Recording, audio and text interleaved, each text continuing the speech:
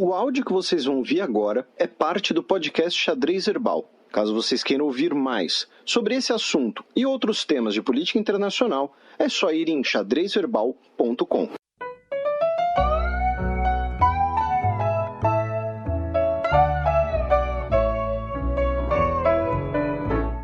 Check.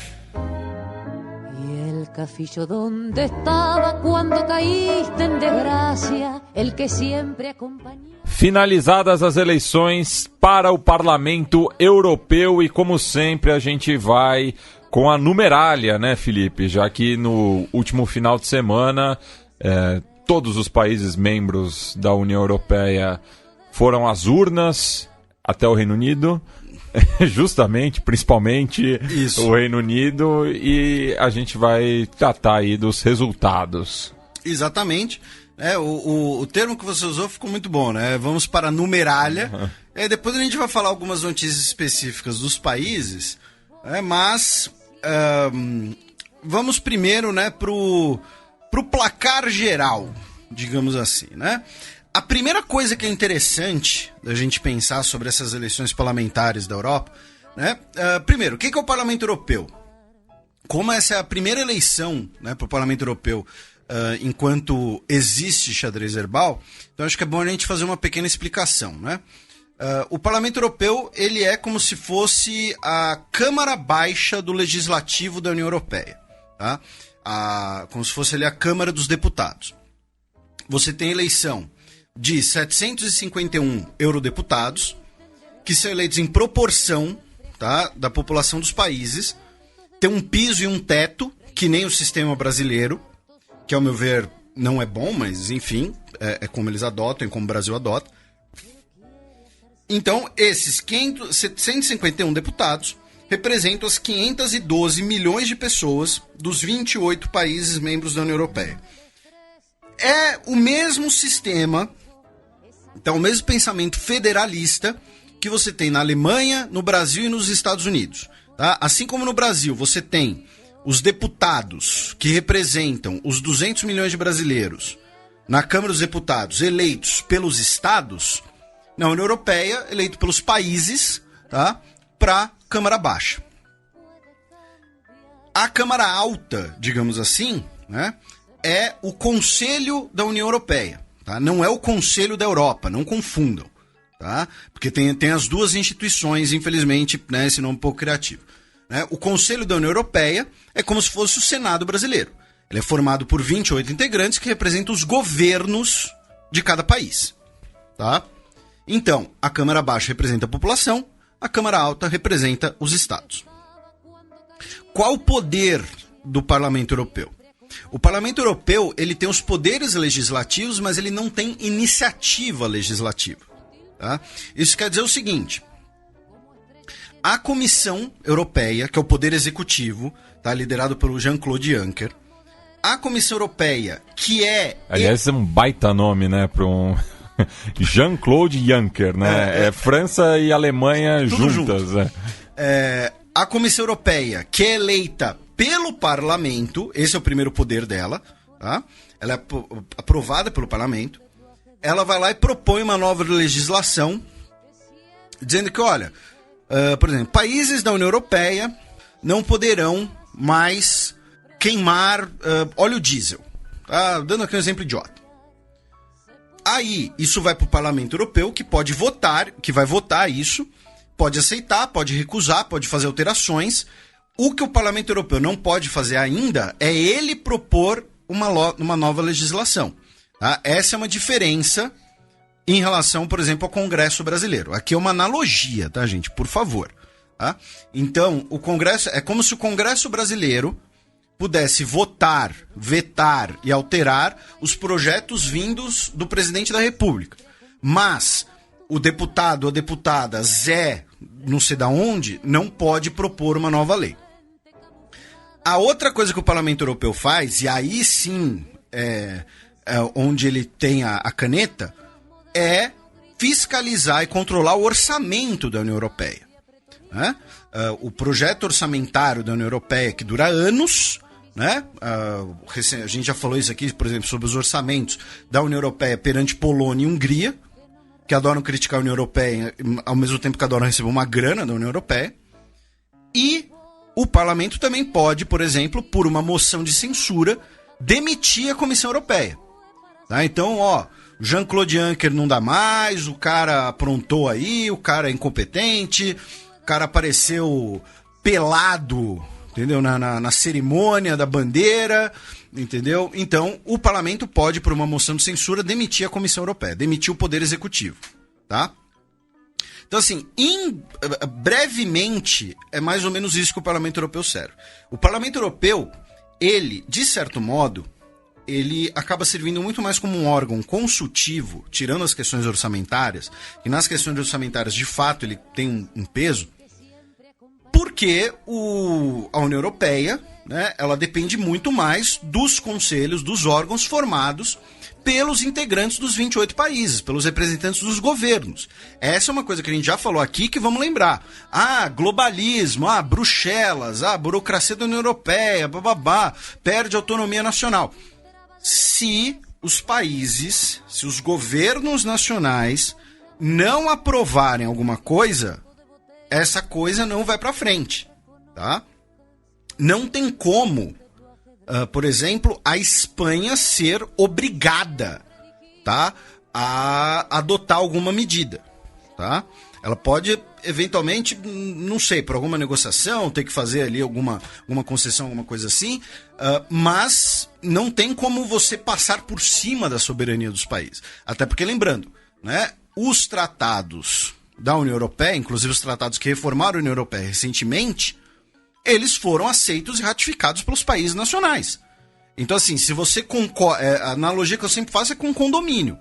Se você concorda com as regras do condomínio, você não pode dizer que o síndico está passando por cima da sua autonomia. Tá? Você concordou com as regras que você não pode tocar Sepultura no volume máximo às 11 da noite da quarta-feira. Tá? É mais ou menos isso. A analogia é mais ou menos essa. Caso você queira ouvir o Sepultura alto às 11 horas da noite numa quarta-feira, sei lá, você compra o prédio inteiro, vai morar no meio do mato, alguma coisa assim. Né? Não vai ter vizinho, sei lá. Ou tenha eu como vizinho, porque eu não vou reclamar. Nesse caso. Né? Agora, se você tocar Los Hermanos alto às 11 horas da noite numa quarta-feira, eu vou chamar o síndico. E não é o Tim Maia. Não é o Tim Maia. Até porque o Tim Maia não ia gostar de Los Hermanos também. Não ia. Não ia. Um abraço para os nossos ouvintes do Los Hermanos. Então, assim, resumidamente, é isso que o Parlamento Europeu faz. Ele representa as populações proporcionalmente e tem um poder grande no aspecto orçamentário e no aspecto consultivo de legislações europeias. Tá? Resumidamente, é isso. Se a gente contar, né, como um país só, é a segunda maior eleição do mundo, só perde para a eleição da Índia, justamente, que a gente comentou no programa passado. E aí, primeiro, desses 751 integrantes, se tudo correr como promete, no dia 31 de outubro eles vão ser diminuídos para 705. Porque os parlamentares britânicos saem do Parlamento Europeu e não vai ter substituição. Vai ficar 705. Tá? Se for ter substituição, vai ser só na próxima eleição com um novo cálculo da proporção das populações. Tá? Não vai ter substituição. Agora que a gente viu essa composição, um fator importante dessa eleição. 51% do eleitorado compareceu. Isso é bastante, inclusive quando a gente... 51% do eleitorado europeu como um todo. Né? Isso é bastante quando a gente vê algumas médias de comparecimento eleitoral, que a gente já comentou por aqui. E isso é muito no aspecto da eleição europeia. Porque a eleição europeia, como ela... até pouco tempo atrás não era vista como algo que interferiria diretamente na vida do cidadão, a última vez que uma eleição para o Parlamento Europeu teve um comparecimento maior que isso foi em 94, que estava na euforia da criação da União Europeia. Né? A União Europeia, como conhecemos hoje, ela é criada em 92. Né? A Comunidade Europeia começa lá nos anos 50. As primeiras eleições europeias são em 79. Tá? Aí temos 79, 84... 89, aí 94. A última que teve um comparecimento maior tinha sido 94. 99, 2004, 2009, 2014, Foi tudo com crescimento abaixo de 50%, inclusive. Então essa é a primeira coisa, ou seja, essa eleição as pessoas se engajaram, tá? E levando em conta, né, de que o turnout no Reino Unido foi de 37%, até por conta, né, da questão do Brexit, mas houve um crescimento de 1,4% em relação à eleição de 5 anos atrás. Aí a gente vai falar de alguns países específicos, especialmente do Brexit, né, porque acaba sendo mais importante. Então, assim, os cidadãos europeus se engajaram por conta dessa questão de, olha, né, o futuro da União Europeia que está em xeque, né, as forças nacionalistas, o descontentamento com a crise econômica recente que ainda reverbera na Europa. Então você ainda, né, foi uma eleição com bastante presença. Agora a gente vai falar dos resultados gerais. Para falar dos resultados gerais, aí tem que rolar uma breve explicação dos blocos, tá? Se vocês quiserem isso por escrito, porque tem muita gente que anota essas coisas, é basicamente a minha última coluna na Gazeta, tá? Isso vale pro bingo também. Então, assim, quando a gente fala da União Europeia, do Parlamento Europeu, a gente está falando de diversas pessoas, né, de 751 pessoas, que vêm de 28 países diferentes, e cada uma delas vem várias delas vêm de partidos diferentes. Então você vai ter o cara que vem do Partido Trabalhista Britânico e o cara que vem do Partido Social Democrata Alemão. Eles têm coisas em comum. Vai ter o cara do Partido Conservador Britânico, o cara da CDU alemã, o cara do Republicanos francês. Ou seja, são pessoas que vão ter pautas em comum. Então você tem... Existem nomes em comum também, né? Então você vai ter os blocos de partidos no Parlamento Europeu. Que é mais ou menos, né, para manter aquela analogia com o Câmara dos Deputados, senão as frentes parlamentares. Né, que... bancada da bala, bancada evangélica. Bancada da Bíblia. Então, assim, o maior bloco do Parlamento Europeu é o bloco que a sigla em inglês é EPP, tá?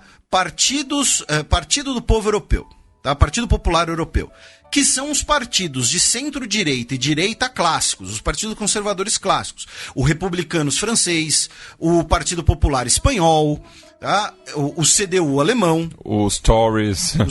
Esse é o principal, esse é o maior bloco, e ele continua sendo o maior bloco. É a velha Europa. Só que ele foi derrotado. Sim. Porque assim, ele tinha 277 assentos e ficou com 179. Ou seja, ele perdeu 38 assentos, mas continua sendo o maior bloco. Então, o maior bloco do Parlamento Europeu é o de partidos de centro-direita e direita, conservadores tradicionais, pró-União Europeia. Esse é um detalhe. Aí o segundo bloco é o dos socialistas europeus, que são os sociais-democratas. Tá? Que são os sociais-democratas alemães, sociais-democratas da Itália, o PSOE espanhol, o Partido Socialista português. O trabalhismo no Reino Unido. Exatamente. Que é o segundo maior bloco, embora tenha sido o segundo mais derrotado. Né? Ele foi de 187 para 153. E assim, curiosamente, né, esses dois blocos que o Felipe citou são justamente os mais tradicionais na maioria dos países, né? Em todos eles você vai ter um partido com recorte de centro-direita, outro de centro-esquerda, que geralmente monopolizam as eleições locais. Sim, na Espanha é PP e PSOE, na Inglaterra é Tories e Labour e tudo mais. Aí o terceiro bloco é o maior vencedor, que é a Aliança de Liberais e Democratas Europeus, que são liberais de centro. São partidos normalmente, quando eu falo liberais aqui, é o liberalismo clássico, liberalismo econômico e liberalismo social. E que também são pró-europeus, tá? E eles foram de 68 assentos para 105, ganharam 37. Aí vem o quarto grupo. Que, por exemplo, tá o En Marche, que é um partido novo do Macron, mas que tem já uma capilaridade E que, assim, é a coisa mais centro do mundo, né? O Macron, ele é, assim, ele não é nem de esquerda nem de direita, muito pelo contrário. Ele está em marcha. Exatamente, nem esquerda nem direita, pra frente. Né? Quem usou esse slogan na eleição foi o Ciro? O Kassab. Não. O Kassab na criação do PSD. Mas agora para presidente foi o Ciro, acho que não chegou a usar esse. Talvez, não... Ou a Cátia Abreu falou isso, alguma coisa assim. Enfim, o quarto bloco é o dos verdes e dos partidos regionais, tá? Que também foi outro grande vencedor, que foi de 52 assentos para 69. Eles são também pró-europeus, especialmente com a ideia dos partidos verdes. Os partidos verdes da Europa têm uma bandeira extremamente pró-Europa. Por quê? Porque o carro que queima combustível na Alemanha, a sujeira, a poluição, ela não respeita a fronteira. Né? A poluição ela vai para outro país também. Poluição e doença não respeitam fronteiras. É por isso que a cooperação internacional que acabou com a varíola. Tá? Odeio o globalismo. Ok, então fica do lado da varíola. Tá? Brincadeiras à parte. Então, assim, os partidos verdes são os partidos muito pró-União Europeia para adotarem políticas ambientais comuns, coletivas. E os partidos regionalistas são os partidos, por exemplo, como os da Catalunha e os do País Basco, que eles não são aqueles nacionalistas que querem uma separação chauvinista. Eles falam, olha, a gente vai continuar na União Europeia, continua com o euro, fronteira aberta, a gente só quer ter nosso quintal, entendeu?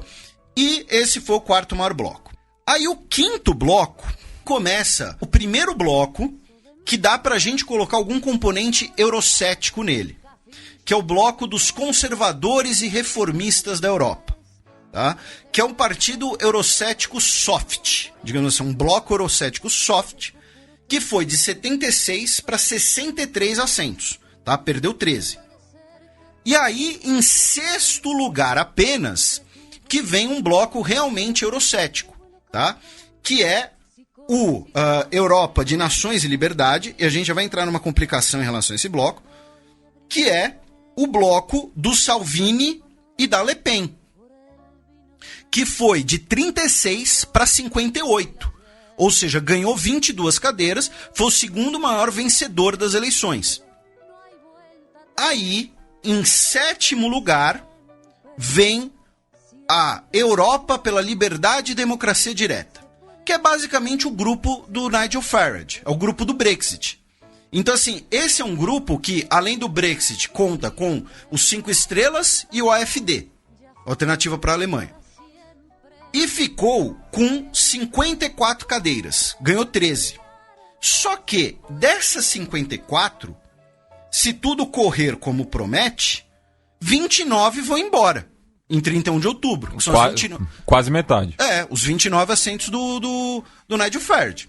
Mais da metade, na verdade. Né? 29 de 54. Eu disse quase metade, sim. Arredondando. E, finalmente, em último, ficou o Bloco Socialista, que é a esquerda eurocética, digamos assim. A esquerda mais esquerda, mais roots, radical. E que, de 52 assentos, perdeu 14, ficou com 38. Que é o Podemos, o Die Linke, o Syriza, o Sinn Féin, partidos que põem o dedo na ferida, né? Digamos assim. E no caso do Syriza tem essa questão também da política contra a austeridade, né? Sim. Então, assim, é um eurocético soft. É um eurocético parecido com o ECR. É o eurocético, assim, que não quer uma interferência grande de Bruxelas no orçamento dos países. A grande diferença costuma ser os eurocéticos à direita, desde o soft até os mais radicais como Salvini, eles focam principalmente em questões de identidade nacional e migração. A esquerda eurocética, ela foca principalmente na questão financeira, né? De que a União Europeia é ligada aos grandes bancos, é ligada ao grande capital, então é uma visão diferente também. Porque são partidos, muitas vezes, de caráter internacionalista, que justamente aprovam, né, essa Europa sem fronteiras, mas nas questões internas não quer uma interferência de um poder central. E no caso da direita, questões como imigração e pautas de identidade.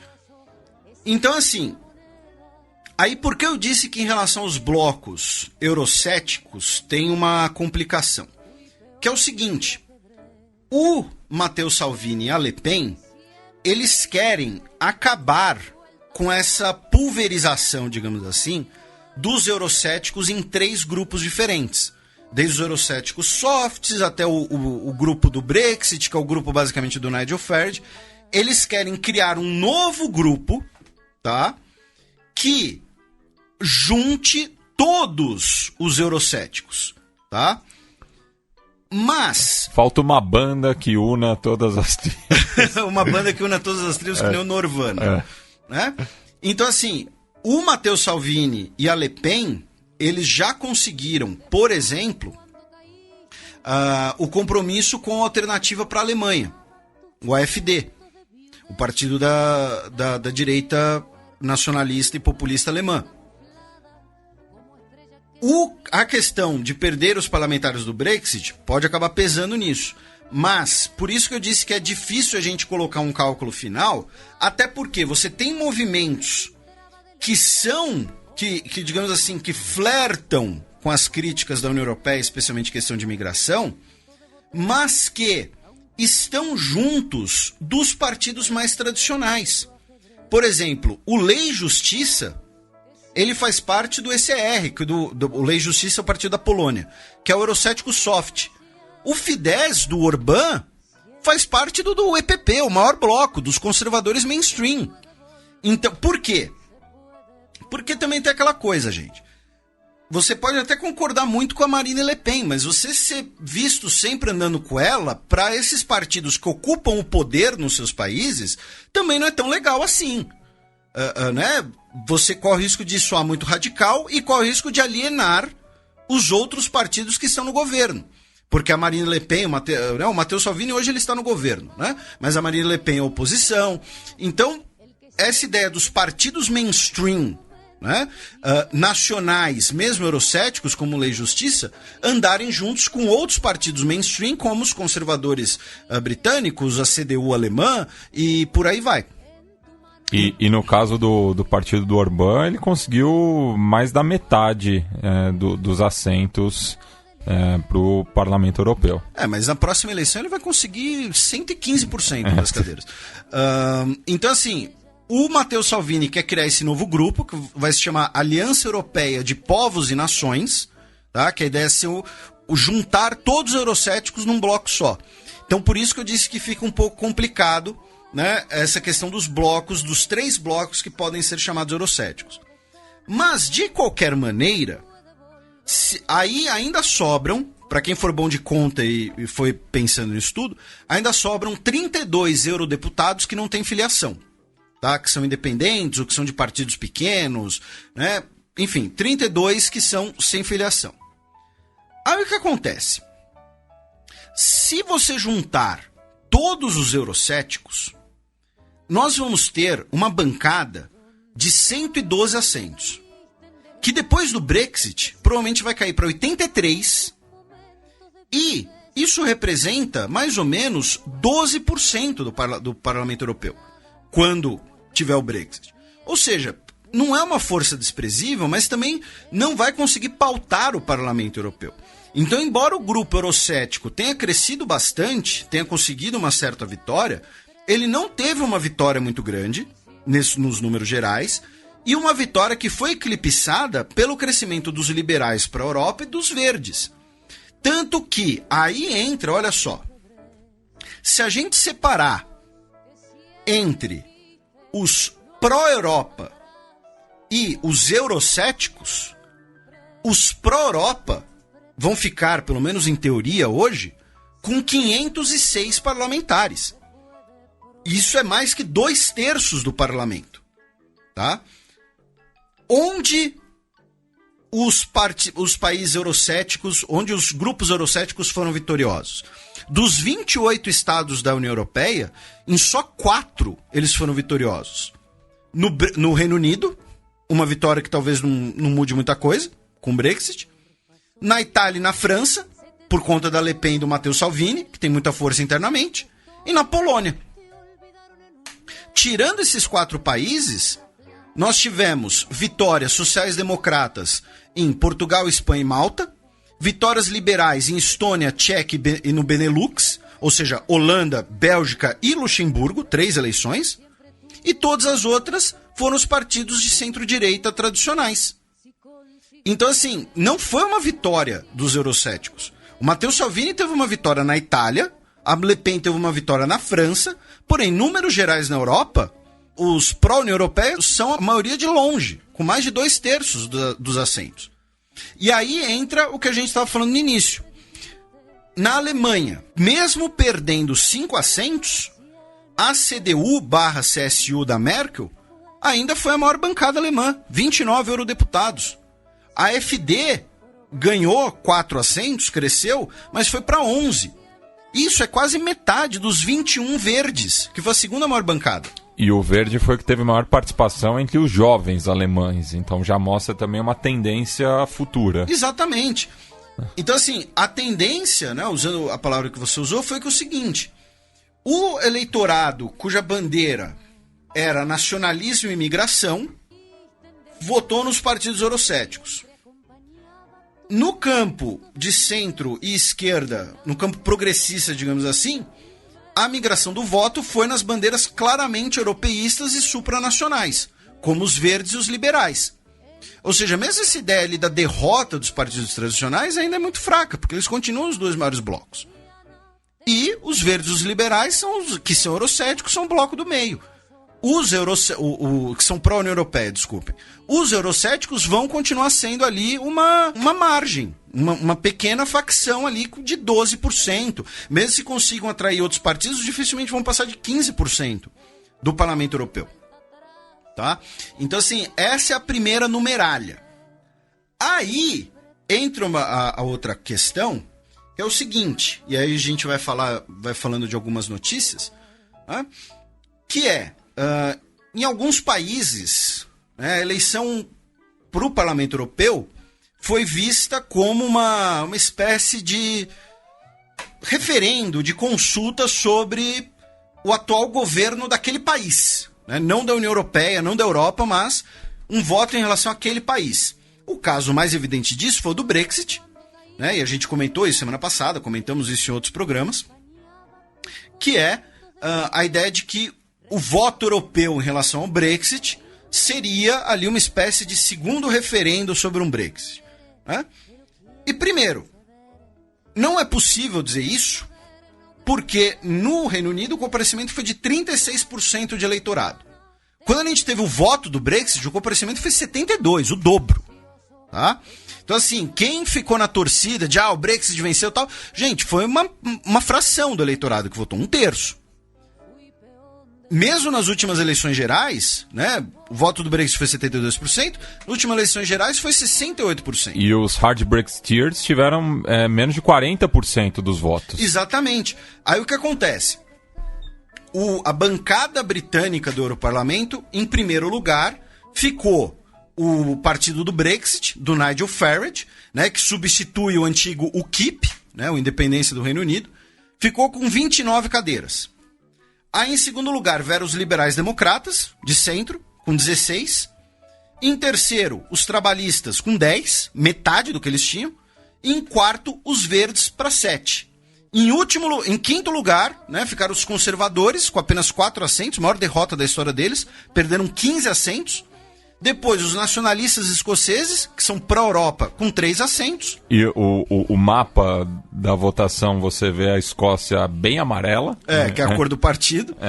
E aí, finalmente, o Partido Regional Galês, o Partido da Esquerda Norte-Irlandesa, os conservadores norte-irlandeses e os pró-europeus norte-irlandeses, cada um ficou com 1 assento. E aí, se a gente montar 2 blocos no voto do Reino Unido, assim, o bloco do pró-Brexit, tá? Que é o Brexit, né? O UKIP e unionistas tradicionais, e o bloco explicitamente pró-União Europeia, que é liberais democratas, verdes, partido escocês, sociais democratas irlandeses e galeses e o Change UK. Vejam, os 2 principais partidos, o Labour e o Conservador, não colocamos nesse cálculo, porque eles são partidos que têm rachas internos. Você tem caras que são a favor do Brexit, como Boris Johnson, você tem caras que são a favor de um Brexit com acordo, você tem caras que são a favor de um segundo referendo e por aí vai. Formados esses blocos, cada bloco vai ter 29 cadeiras. Empate, tá? Agora, como o Matias disse, se a gente for pro voto popular, o bloco pró-Brexit ficou com 34,2% dos votos. E o bloco pró-União Europeia ficou com 41% dos votos. Tá? Aí entram, né, os 22% que votaram em trabalhistas e conservadores. Que é um voto que é pulverizado em relação ao Brexit. Não dá pra cravar. Exatamente. Então, assim, é um comparecimento baixo e os pró-União Europeia tiveram mais votos por cabeça. É que pelas regras de proporção de representação do distrito, as bancadas ficaram iguais. Mas uma ficou centrada no partido Brexit, os 29 do Nigel Farage, e do outro lado foram 29 assentos pulverizados em vários partidos, como o Lib Dem e os Verdes. Então, assim, também não dá para dizer que o Brexit foi vitorioso no voto do Reino Unido. Tá? Foi um empate e numa amostragem muito pequena para a gente ter alguma conclusão. Tá? Então, assim, não foi uma vitória da direita eurocética. Vou repetir, eles venceram apenas em 4 países. Um deles vai sair da União Europeia e os outros 2 foram muito ligados às lideranças internas da direita eurocética. No caso, o Matteo Salvini na sua Itália, né, que foi a grande vencedora, né, das eleições italianas. A Liga Nord ficou com 29 assentos, tá? Foi a maior bancada. No caso, a Itália tem 76 assentos, tá? Desses 76, 29 ficaram com a Liga Nord, 19 com os sociais-democratas, 14 com os 5 estrelas, tá? Então, assim, não tem muito. E aí na França, né, a Reunião Nacional, né, a antiga Frente Nacional da Le Pen, ficou em primeiro com 23 assentos, porém perdeu 1. Ainda teve essa. Aí o segundo bloco, empatado ali com 23, é o bloco do Macron. Em terceiro vieram os Verdes. Em quarto lugar vieram os republicanos, os tradicionais. Depois vieram os ali do Mélenchon, o bloco do Mélenchon. Então, assim, tirando os países em que você tinha uma clara liderança carismática, popular, né, de eurocéticos, não foi né, não dá para dizer que teve ali uma grande mudança. Na Itália, você ainda teve o Forza Itália. O Silvio Berlusconi foi eleito para o Parlamento Europeu. Meu Deus. Bizarramente, né, porque ele é banido da política italiana. Mas o Forza Itália ganhou 7 assentos. O Forza Itália é um desses partidos que eventualmente pode migrar para um grupo eurocético do Matteo Salvini. E em quinto lugar ficou o Fratelli d'Italia, que aí é um conservador que faz parte daquele grupo lá de eurocético soft, digamos assim. Tá? Mas então, assim, mesmo na Itália, com o Matteo Salvini, você teve 19 assentos para o social-democrata e 14 assentos para os 5 estrelas. 5 estrelas é o eurocético soft, não vai se juntar com o Matteo Salvini. Aí entra o último aspecto dessa nossa análise. As alianças no Parlamento Europeu também dependem ou refletem alianças no cenário doméstico. Então, os 5 estrelas e o Matteo Salvini não vão andar juntos. Já é um indicativo claro. Porque eles já não se bicam internamente. Então, também tem essa, tá, gente? Ah, não, todos os partidos de direita vão andar juntos. Não. Vai ter 2 partidos ali de direita, de centro-direita do mesmo país, que não se bicam, não vão andar juntos, tá? Então, em linhas gerais, é mais ou menos isso. Todos esses números que eu falei, como eu disse, tudo, se vocês quiserem por escrito, tem lá no último texto da Gazeta. Vocês podem conferir os resultados aí nas internets, tá? Se tá na internet, é verdade. Lembre-se desse ditado. Mentira, desconfiem de tudo e sempre. E aí agora a gente vai passar por algumas notícias internas. E aí, quando for o caso, a gente aproveita e passa resultados locais da eleição europeia. Começando pelo Reino Unido, onde o ministro do Interior, Sajid Javid, né, disse que todos os cidadãos britânicos na Síria devem retornar em até um mês, ou então poderão ficar 10 anos em cana quando retornarem. A grande questão é o seguinte: tem pelo menos 15 cidadãos britânicos lutando do lado das milícias curdas contra o Estado Islâmico. Né? Um exemplo foi a moça britânica Anna Campbell, que morreu ano passado lutando na Síria contra o Daesh. Né? Então muita gente começou a falar, olha, peraí, você tem voluntários britânicos que estão na Síria, mas lutando do lado dos curdos.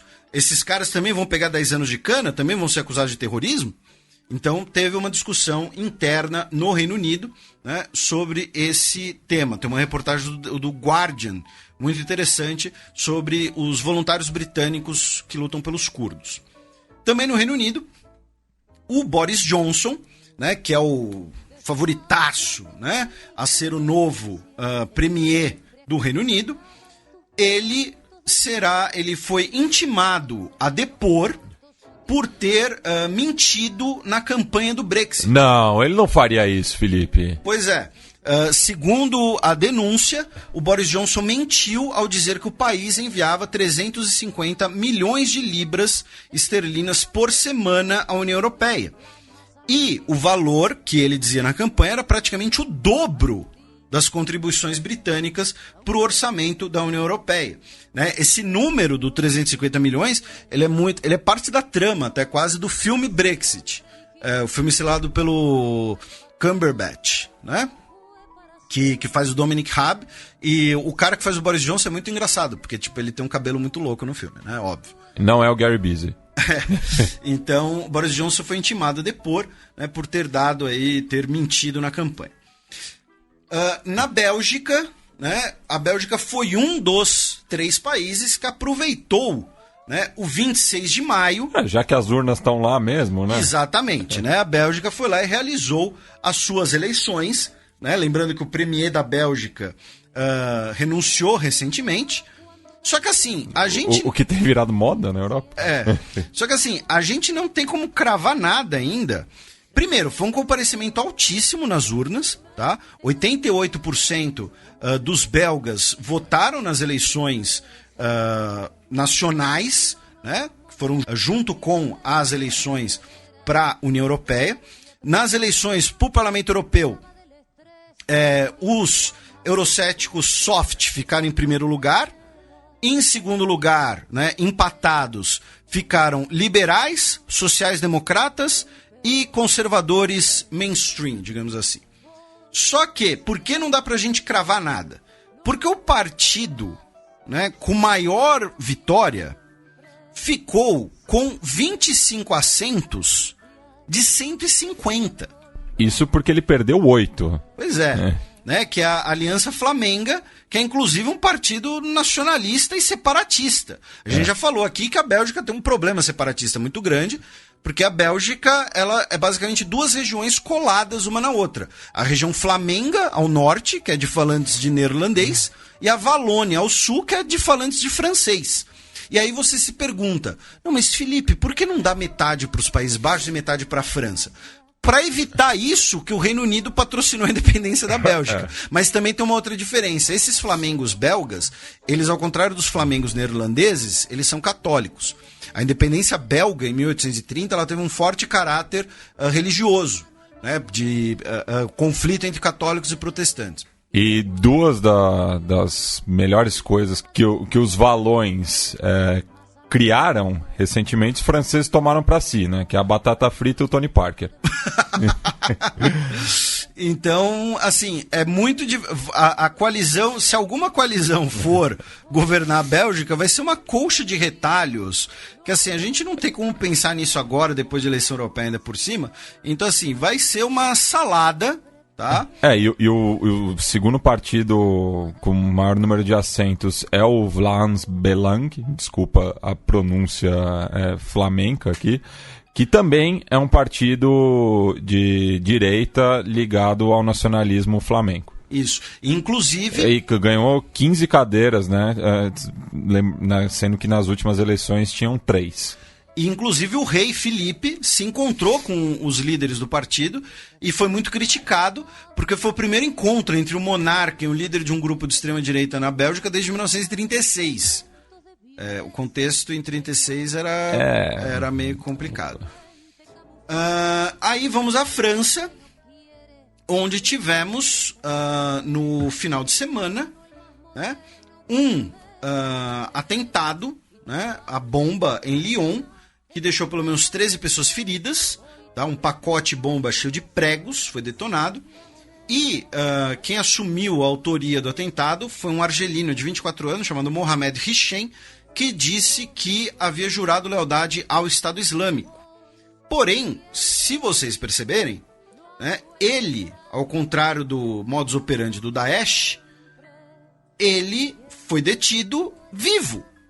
Então essa é uma das coisas que a gente sempre comenta sobre como é muito complicado todo mundo sair declarando lealdade ao Daesh ou que foi motivado pelo Daesh e não segue sequer o modus operandi do grupo, que é não ser pego vivo, né? Você se martirizar no ataque. De qualquer maneira, tivemos 13 pessoas feridas e felizmente não tivemos nenhuma pessoa morta, tá? Na Itália, tá? Além da notícia, né, bizarra do Berlusconi, também tivemos o Edoardo Ricci, tá? Que ele é aliado do Matteo Salvini, ele é integrante da Liga Nord. Ele participou ali da gestão financeira do partido. Ele é vice-ministro de infraestrutura do governo italiano e ele foi condenado no tribunal de Gênova a 3 anos e 5 meses de cana por peculato e falsificação. Tá? Ele teria ali embolsado, né, uma grana do partido e principalmente ele teria distribuído uma grana do partido para uns brothers, entendeu? A partir de recibos falsos, que é o seguinte, né? Um esquema que nunca aconteceria no Brasil, né? Mas que assim, vamos supor, né? O Zé, ele vai lá e fala, olha, em nome do partido aqui, eu fiz uma viagem para me reunir lá com o prefeito de não sei da onde, a passagem foi aqui 200 euros, quero ser reembolsado. Ah, tá aqui, tô os 200 euros. Só que na verdade o cara não foi para lugar nenhum, entendeu? E inclusive tinha um esquema em que parte desses recibos, né, que eram reembolsados, eram de restaurantes de integrantes da Liga Nord, tá? Então o Zé é integrante da Liga Nord e tem um restaurante. Aí ele emite lá uma nota fiscal dizendo que o pessoal fez uma reunião lá, comeu tal, custou 1.000 euros, mas ninguém foi, então reembolsa 1.000 euros. Né? Então assim, um esquema que nunca aconteceria no Brasil. Mas, de qualquer jeito, só que assim, vamos colocar aqui em perspectiva. Ele é vice-ministro de infraestrutura e ele é próximo do Matteo Salvini e foi condenado a cana. Tá? Não é que assim, que ele é suspeito, alguma coisa assim. Não, ele foi condenado, tá, a cana, tá? 3 anos e pouco aí de prisão por peculato e falsificação. Falsificação, imagino eu, que de notas fiscais. Aí vamos para a Áustria, né? A gente comentou semana passada, né, que o governo austríaco estava para ruir por conta do vice-premier ter caído lá na pegadinha do João Kleber, lá com a gatinha russa em Ibiza. Olha o nome do quadro, Gatinha Russa em Ibiza. Para. Pois é, eu tenho 25 milhões de euros aqui, nossa, que legal, tal. Enfim, aí, segunda-feira, o premier conservador, o Sebastian Kurz, que tinha o título de chefe de governo mais jovem da Europa, não tem mais esse título. Por quê? Porque o parlamento do país, né, mandou ali um voto de desconfiança, ele vai ter que deixar o cargo e oficializaram novas eleições para setembro. Tá? Nesse sentido, o presidente da Áustria, né, o Alexander Van der Bellen, que já havia criticado, né, o partido da extrema-direita, o FPO, né, e o seu líder, o ex-vice-primeiro-ministro, o Christian Strache, né, por ter caído aí nesse golpe, né, falando que mostrou ali uma conduta que não condiz com os valores austríacos. A Áustria é um regime parlamentarista, então ela tem um presidente, chefe de Estado, que é uma figura apartidária. E acabei de ver aqui, Felipe, que o caso está sendo chamado de Ibiza Affair. Pois é. É o Affair de Ibiza. Parece nome de filme que passava na Band depois da meia-noite. Né? Os mais velhos vão pegar a referência. E aí o presidente da Áustria, ele anunciou ontem, quinta-feira, ontem/hoje, que a juíza da Corte Constitucional, a Brigitte Bierlein, será a primeira-ministra interinamente até as novas eleições. Comparando, tá? Se o Brasil fosse um regime parlamentarista, é como se o presidente nomeasse um ministro do STF para ser o primeiro-ministro interino até as eleições, tá? Mais ou menos isso. Então, por assim, né, curiosamente, a Brigitte Bierlein se torna, então, a primeira mulher a governar a Áustria, né, mesmo que de forma interina, até setembro. E, além disso, ela estava próxima, né, ela, esse ano, vai atingir a idade da aposentadoria compulsória, de 70 anos de idade. Então, até como uma maneira, né, de, enfim, não desequilibrar a própria corte, né, olha, tem aqui uma juíza que está em vias de se aposentar, então coloca ali, vai ser a primeira-ministra interinamente até as eleições. Certo? Em relação às eleições europeias na Áustria, né, aproveitando aí, né, já que passamos pelo país, e que foi um país que teve um escândalo político interessante, o maior partido foi o partido do ex-primeiro-ministro, o Partido Conservador Tradicional, o do Cristão-Democrata, né, o OVP, que ficou com 7 cadeiras, tá, ganhou 2. Em segundo lugar, ficou o Partido Social Democrata, que manteve suas 5 cadeiras. A FPO, o partido de extrema-direita, que caiu lá no conto da gatinha, perdeu uma cadeira, foi de 4 para 3. Em quarto lugar ficaram os Verdes, que caiu de 3 para 1. E, em último lugar, ficou o Partido Liberal, que faz parte ali do grupo de partidos liberais. Saindo da Áustria, vamos até a Grécia, tá? Em que o premier Tsipras, né, que depois de ter, né, usou gravata lá para cumprir sua promessa de que, né, conseguiu contornar ali as políticas de austeridade, a Grécia voltou a ser viável, porém, o seu bloco foi perdedor nas eleições para o Parlamento Europeu. Além disso, né, nós já tínhamos uma crise interna ao Parlamento grego por conta do acordo com a Macedônia, tá? Nossos ouvintes devem lembrar disso, tá? Que parte do Parlamento da Macedônia e parte do Parlamento grego não queriam aceitar o acordo, tá? E aí, por conta dos resultados da eleição para o Parlamento Europeu, o Tsipras decidiu, então, convocar eleições gerais para o país, tá? Elas estão marcadas previamente para 30 de junho, porém podem ser também colocadas numa data posterior. Além das eleições para o Parlamento Europeu, a Grécia também teve eleições regionais internas, tá? Para prefeitos e governadores. Inclusive, por exemplo, em Atenas, o novo prefeito deve ser do Partido Conservador, o Kostas Bakoyannis, tá? Pensando nas eleições para o Parlamento Europeu na Grécia, tá? Os resultados gerais foram: em primeiro lugar ficou o Partido Conservador, que é parte do grupo EPP, ou seja, um partido conservador clássico, digamos assim, não é eurocético, que ganhou 3 cadeiras, ficando com 8. O Syriza, que faz parte do grupo de esquerda no Parlamento Europeu, ficou com as suas 6 cadeiras, nem perdeu, nem ganhou. Em terceiro lugar, ficou o Bloco Social Democrata, com 2 cadeiras, nem perdeu, nem ganhou. Em quarto lugar, ficou o Partido Comunista da Grécia. A grande surpresa, né, dessas eleições, porque não tinha nenhum assento e ganhou 2. Depois veio o Aurora Dourada, que é o partido neofascista grego, tá, em bom português, que perdeu uma cadeira, e o Aurora Dourada não tem filiação europeia. O Aurora Dourada é considerado radical demais pelos outros. Até pros padrões dos eurocéticos, eu acho que esses gregos aí estão pegando pesado demais. Pois é. O Aurora Dourada é deixado de lado até nos blocos europeus. E o Aurora Dourada perdeu um assento, caiu de 3 para 2. E um novo partido que surgiu, que é o Solução Grega, que é um partido pró-russo e ligado à Igreja Ortodoxa Grega, ganhou um assento. Solução Grega, credo os pratos. Grega, mas então aí a Grécia vai ter novas eleições gerais em breve. Na Hungria, né, que o Matias já tinha até comentado o resultado das eleições anteriores, tivemos uma notícia ruim, uma notícia triste. E só me corrigindo também, porque na Polônia, né, o partido do Duda também conseguiu mais de 50%. Em Budapeste nós tivemos 2 navios, 2 barcos turísticos, né, que fazem ali passeios pelo Danúbio, da vista da cidade, vista noturna da cidade.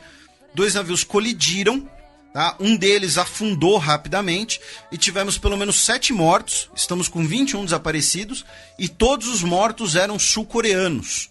Tá?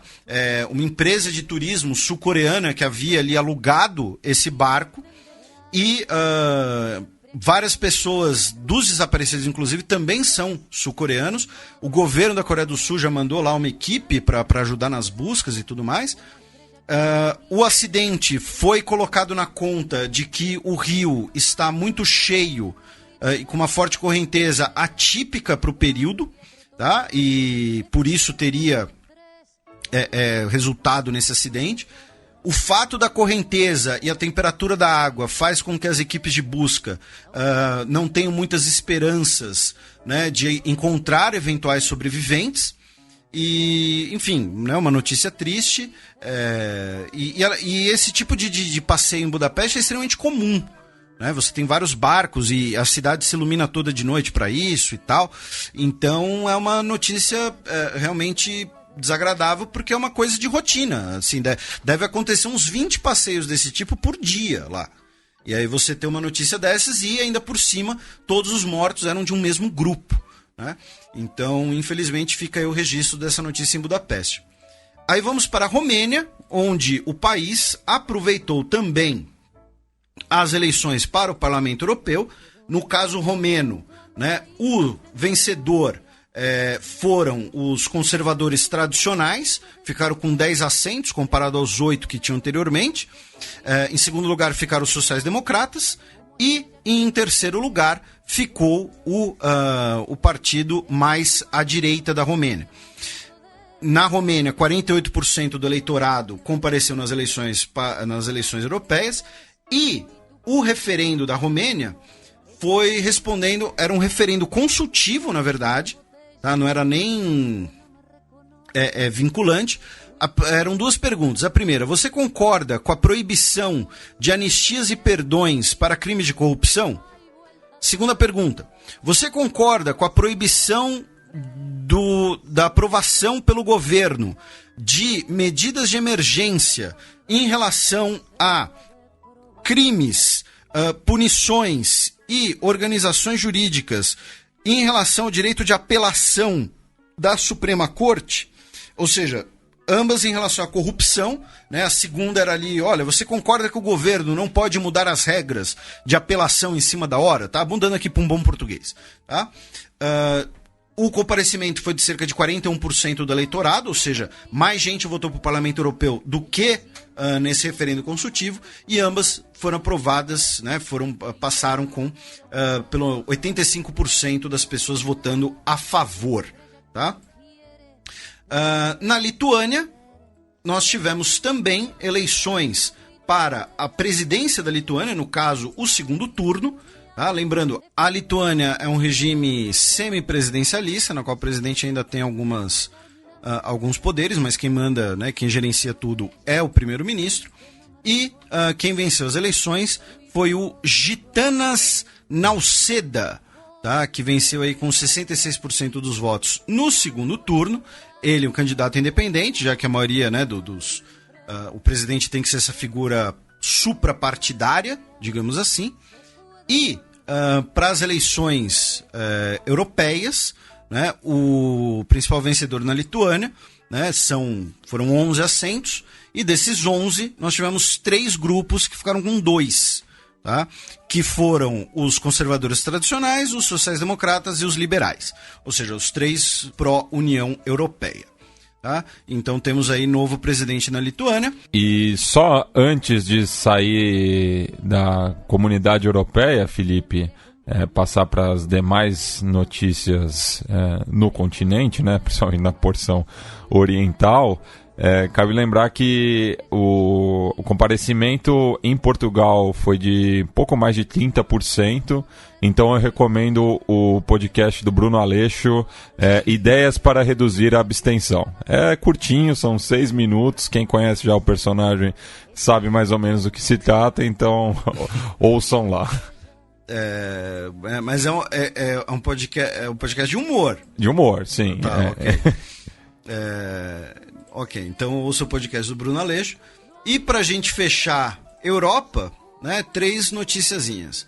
A primeira delas é que Merkel e Macron começaram as conversas ali para designar, né, o provável novo chefe da Comissão Europeia, ou seja, o novo chefe do executivo da União Europeia.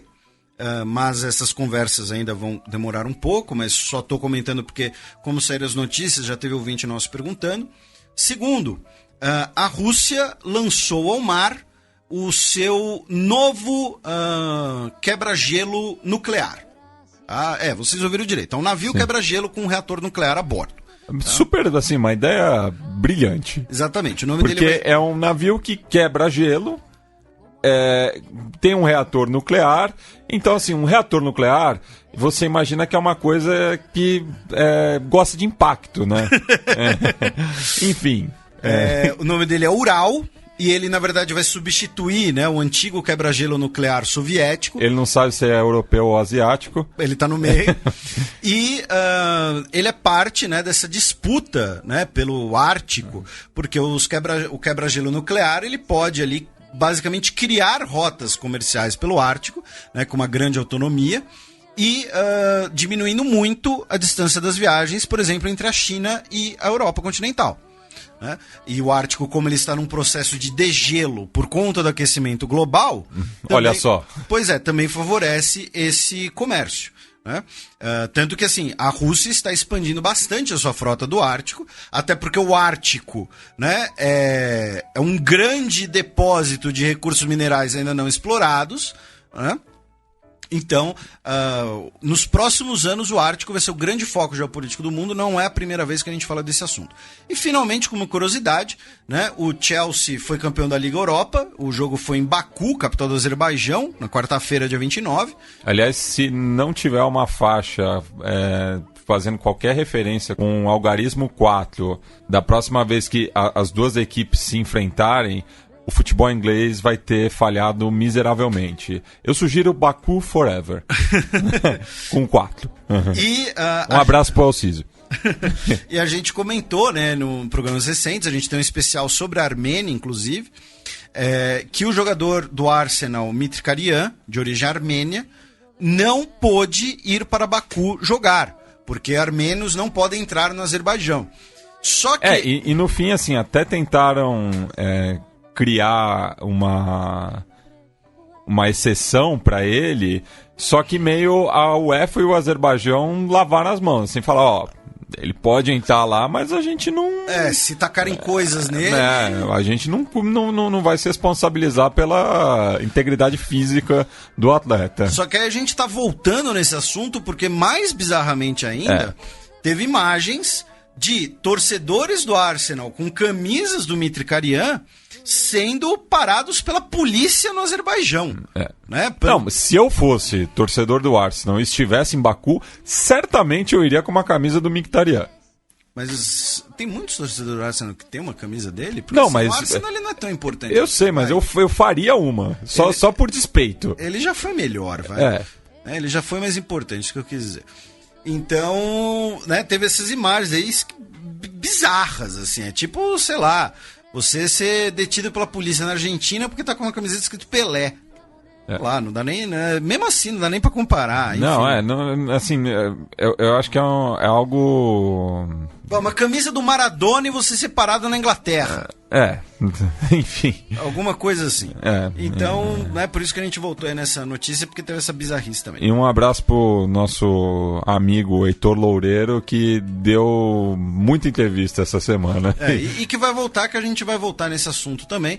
Mas ouçam lá o especial sobre a Armênia, que tem o Heitor, tem a professora Monique Sorachevsky, tem o Gustavo Caetano, que na época falou diretamente de Yerevan, e também tem a Aline Kurogluyan, representando, digamos assim, a comunidade armênia aqui de São Paulo. Ela que é podcaster lá no HQ da Vida, tá? Não só ela, né, mas todo o pessoal lá, que é um podcast voltado inclusive para pautas LGBT, tá? Então, quem se interessa, ouça lá. E um beijo para a Aline, né? E repito, ouçam também o especial da Armênia, que ficou muito legal.